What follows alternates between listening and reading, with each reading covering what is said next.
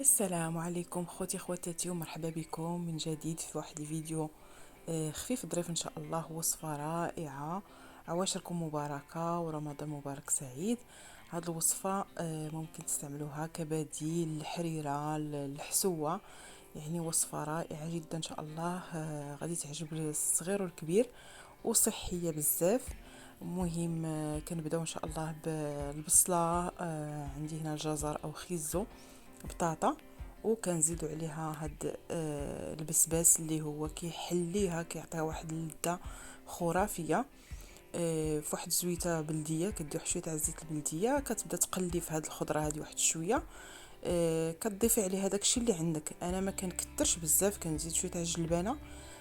بنتي ما كتبغيش تاكلها ليا الا لما درتها في هاد الصوبه هادي، كتجي اللذه ديالها زوينه. كتضيفي كاع الخضر اللي عندك، يعني بحال القرع الاخضر او القرعه الخضراء، القرعه الحمراء. ولكن ما تضيفيش مثلا بحال الفلفله، الفلفل دوك الوان، او لا تضيفي مثلا مطيشه ما ديريهاش. خلي غير هاد المكونات هادو. ضفت شويه تاع الملحه، شويه ديال الابزار، غادي نزيد شويه تاع سكينجبير ان شاء الله، و النسمه اللي كتزينها وكتعطيها مذاق خرافي، اللي هي واحد الرشيشه صغيره ديال القرفه. ايها القرفه، سمعتوني مزيان؟ يعني واحد الرشيشه صغيره كيف كتشوفوا، كتعطيها واحد اللذه خطيره مع داك الحلاوه ديال البسباس، يعني كتجي فنه. المهم هنا كنسقيها بالماء، تقريبا واحد اطرو ديال الماء.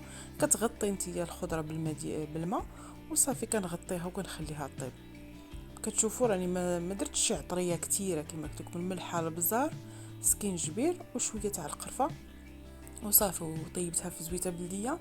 بغيتي تضيفي الثومه، انا ما درتهاش على ود رمضان. بغيتي ديري الثومه ديريها، بغيتي في بلاصه البصله ديري البورو حتى هو كيجي خطير. هنا خليتها كطيب تقريبا واحد 20 دقيقه، غير 15 ل 20 دقيقه، على نار اللي كتكون يعني متوسطه حتى يعني قليله. صافي، ها هي طابت ليا الخضره ديالتي.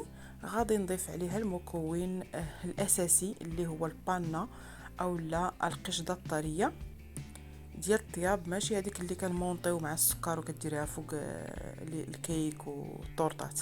هذه البانا ديال الطياب، او القشده الطريه ديال الطياب.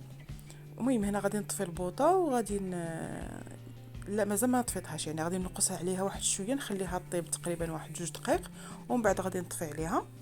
يعني غير بما طيب ليا هذيك البان او القشده الطريه، صافي كنخلط شويه وكنجي يعني المرحله التاليه، اللي هي ان خاصني نطحن هذا الشيء ما يبقاش يبان. يعني غادي نطحنهم بهذا الميكسور اميرسيون. غادي نطحن هذا الشيء كلشي مزيان. يعني هاد الوصفه خطيره، يعني في هاد الايامات هذه اللي بنادم كيكون عيا شويه من الحريره، عيا من الحسوه، يقدر يجربها كبديل، وهي صحيه جدا حتى للناس ديال الريجيم اللي ما كيبغيوش ياكلوا بزاف الخضره في رمضان ولا من غير رمضان. فهي وصفه رائعه جدا والله، يعني كاع الخضر اللي عندكم ديروهم. قلت لكم انا باستثناء الفلفله، لان ما كتجيش المذاق ديالها، انا ما كتعجبنيش بزاف، ولكن اللي بغى يجربها يقدر يجربها. القرعه، القرعه الخضراء والقرعه الحمراء كتجي مزيانه. مهم هادشي اللي انا دايره فيها، راه غير الاساسي البسباس ضروري منه، والبطاطا لانها كتخدر. هنا ضفت واحد طريف صغير ديال الزبده. هنا ممكن تضيفوا نتوما الاجبان من غير الزبده، الزبده حتى هي مزيانه، ولكن ممكن تضيفوا شويه تاع الاجبان اللي عنده شويه تاع لي فخوماج وهكا، يقدر يضيفهم دابا. انا خليتها هكا، غادي نضيف عليها غير داك الفرماج او الجبن المبشور اللي هو البارميجانو. صافي كنقدموها بالصحه والراحه، يعني كتجي لذيذه والدراري الصغار راه كتعجبهم، لان هذاك الحلاوه ديال البسباس كيغطي على المذاق ديال الخضره، وكتجي لذيذه بزاف وكتجي فيلوبتي خطيره.